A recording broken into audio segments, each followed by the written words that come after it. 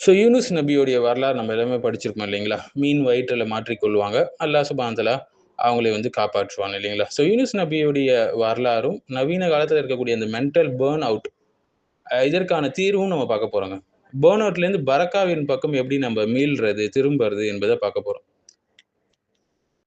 So வந்து எப்பவாவது உங்களுக்கு வந்து, நான் இனிமேட்டு என்னால எதுவும் முடியாது என்று தோன்றி இருக்குதா? நல்ல காரியத்திற்காக உழைத்தும் பலன் தெரியாமல் சோர்ந்து போயிருக்கீங்களா? பர்ன் அவுட் ஆயிருக்கீங்களா? அல்லது மக்கள் புரிந்து கொள்ளல, முயற்சிகள் வீணாகி விட்டது என்று நினைச்சிருக்கீங்களா? இன்று உளவியல் உலகம் இதை மென்டல் பர்ன் அவுட் என்று சொல்லுதுங்க இதுதான். ஆனா குர்ஆன்ல ஒரு நபியுடைய வாழ்க்கையில இது போன்ற ஒரு தருணத்த நம்ம பார்க்க முடியும். அதுதான் யூனுஸ் அலைஹிஸ்ஸலாம். பர்ன் அவுட் என்றால் என்னன்னா, நவீன உளவியல் படி பர்ன் அவுட் என்பது வந்து ஒரு கடுமையான மனச்சோர்வு, உணர்ச்சி ரீதியான ஒரு களைப்பு, நான் இனிமே எதையுமே செய்ய முடியாது என்ற ஒரு உணர்வு, தனது பணி வந்து அர்த்தமற்றதாக தோன்றுவது, இது எல்லாமே பர்ன் அவுட்ல வரும்.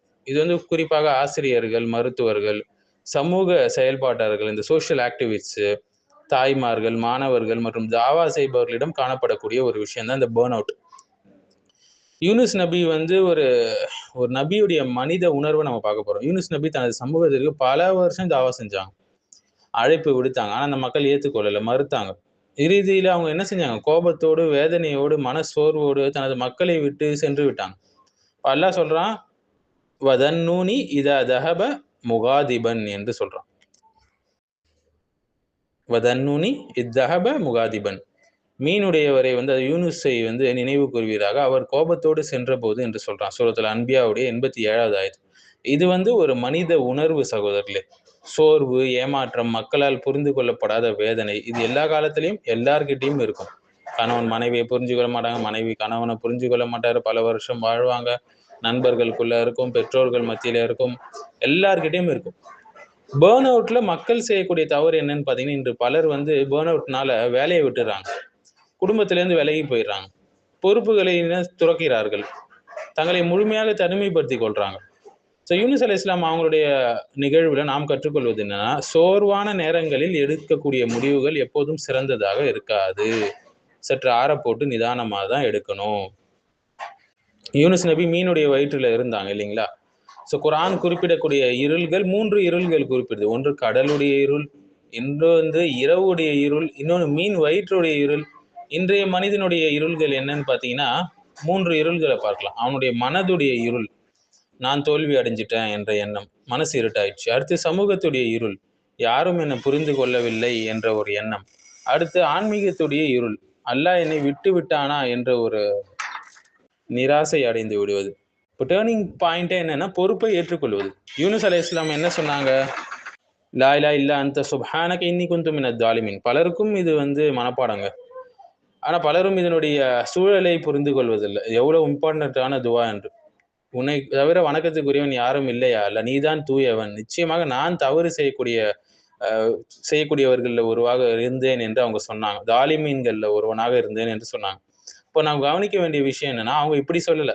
எல்லாமே மக்களுடைய தவறு தான். என் சூழ்நிலையே தான் காரணம். இப்படியெல்லாம் சொல்லல. மாறாக அல்லாஹ்வின் மகத்துவத்தை ஒப்புக்கொண்டாங்க. தனது தவறை ஒற்றுக்கொண்டாங்க. அதனால தான் என்ன சொன்னாங்க, நிச்சயமாக நான் தவறு செய்பவர்களில் ஒருவனாக இருந்தேன் என்று சொல்றாங்க. ஆனா இப்ப மத்தவங்க வந்து உல்டாவா சொல்றது. எல்லாமே மக்களுடைய தவறு தான். நான் எவ்வளோ செஞ்சேன் அப்படின்னு சொல்றது தான் இன்று மக்களுடைய நிலையா இருக்கு.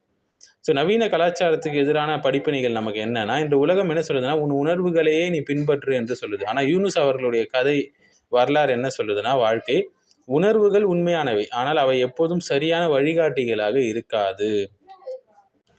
அல்லாஹ் சொல்றான், "ஃபஸ்தஜப்னா லஹு வ நஜ்ஜைனாஹு மினல் கம்மி" என்று சொல்றான். அதாவது அப்போது நாம் அவருக்கு பதிலளித்தோம், அவரை துயரத்திலிருந்து மீட்டோம் என்று சொல்றான். அவங்க தஸ்பீஹ் செஞ்சாங்க, அல்லாஹ்விட்ட உதவி செஞ்சாங்க, தௌபா செஞ்சாங்க. அல்லாஹ் அவரை மீட்கிறான். அல்லாஹ் உடனடியாக கண்டிக்கல. அவரை வந்து மீட்டான். ஸோ பர்ன் அவுட்டை வந்து அல்லாஹ் முடிவாக மாற்றலங்க. மீன் வயிற்றிலிருந்து அவர் வெளியே வந்த பிறகு யூனுஸ் அவர்களுடைய பணி முடிந்து விடவில்லை. மீண்டும் தாவாவுக்கு திரும்பினாங்க. அவருடைய மக்கள் இறுதியில ஈமானை ஏற்றுக்கொண்ட நல்ல மக்களாக இருந்தாங்க. ஸோ நவீன காலத்துல இதிலிருந்து நமக்கு என்னென்ன படிப்பினைகள் கிடைக்குதுன்னு பார்த்தீங்கன்னா, குறிப்பா மாணவர்களுக்கு, ஸ்டூடண்ட்ஸுக்கு வந்து தேர்வுல தோல்வி அடைஞ்சுறாங்க. இப்படி தோல்வி அடைஞ்சிட்டாலே இதுவே உங்கள் வாழ்க்கையின் முடிவு அல்ல என்பதை மாணவர்கள் தெரிந்து கொள்ள வேண்டும். பல பெரும் பெரும் தலைவர்கள் வந்து ஸ்கூல் ஸ்கூல் சப்ஜெக்ட்ஸ்ல வந்து ஸ்கூல் படிக்காதவங்களாகவும், ஃபெயில் ஆனக்கூடியவனாகவும் தான் இருந்தார்கள். ஆனால் அவர்களுடைய ஹிம்மத் பெருசாக இருந்தது. அடுத்து தாவா செய்பவர்கள். மக்கள் மாற மாட்டாங்க சொல்லிட்டு தாவா செய்வதை விட்டு விடுவாங்க. அதை விட்டு கொஞ்சம் தூரம் ஆயிடுவாங்க. ஆரம்ப காலகட்டத்துல குஷியாக பணியில ஈடுபடுறவங்க பிறகு வந்து அவங்க சோர்ந்து போயிடுறாங்க. இப்படி இருக்கக்கூடாது. அடுத்து பெற்றோர்கள். உங்களுடைய முயற்சியுடைய பலன் வந்து உடனடியாக தெரியாமல் இருக்கலாம். ஆனா அல்லாஹ் சுப்ஹானஹு வ தஆலா அதை அங்கீகரிப்பான், உங்களுக்கு உதவுவான் என்ற நம்பிக்கையை வச்சிருக்கணும். அடுத்து தொழிலாளர்கள். சோர்வு ஏற்பட்டுச்சுன்னா ஓய்வு தேவை அவங்களுக்கு. மாறாக அந்த நோக்கமே கைவிடப்பட வேண்டியது அல்ல. ஸோ இந்த பர்ன் அவுட் கல்ச்சரும், இந்த பர்ன் அவுட் உலகமும் என்ன சொல்லுதுன்னா, நீ விலகிடு பொறுப்பிலிருந்து. எல்லாரையும் குறை சொல்லின்னு சுத்திட்டு திரி. உனக்கு நம்பிக்கை இல்ல. இதுதான் முடிவு என்று சொல்லுது. ஆனா யூனுஸ் அலைஹிஸ்ஸலாமுடைய வாழ்க்கை நமக்கு என்ன சொல்லிக் கொடுக்குதுன்னா, திரும்பி வா, மீண்டு வா, பிரச்சனை இல்ல. ஒரு தடவை நம்ம தவறு செய்தால் பிரச்சனை இல்லை. தன்னைத்தானே சீர்திருத்திக் கொள் என்று சொல்லுது. அல்லாஹ்வின் மீது தவக்குல் வை என்று சொல்லிக் கொடுக்குது. இது ஒரு புதிய தொடக்கம் என்று சொல்லுது. இது முடிவு என்று சொல்லல.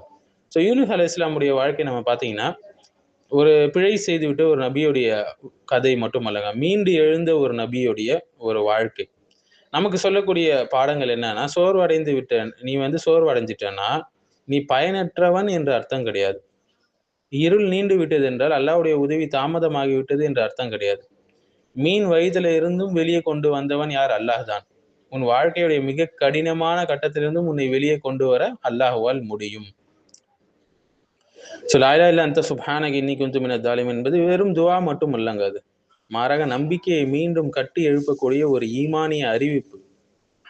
ஸோ தனிமையிலிருந்து தௌபாவின் பக்கம் ஒருத்தர் திரும்பும்போது நிச்சயமாக மன சோர்வை ஈமான் வென்றுவிடும்.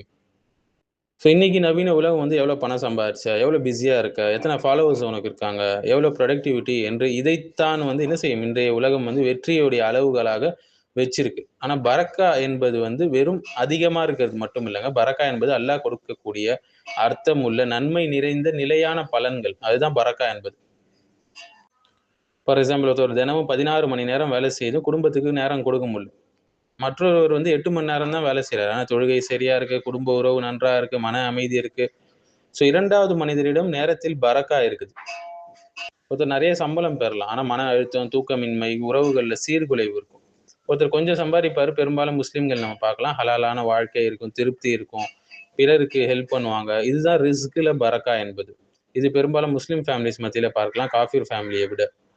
ஒரு 10 லட்சம் ஃபாலோவர்ஸ் இருக்கலாம். ஆனா யாருடைய வாழ்க்கையும் மாறாது. மற்றொருவர் 100 பேரிடம் பேசலாம். அதுல 10 பேர் அல்லாஹ்வுடைய பாதைக்கு திரும்புவார்கள், ஆலிம்களாக. இதுதான் தாவால பரக்கா.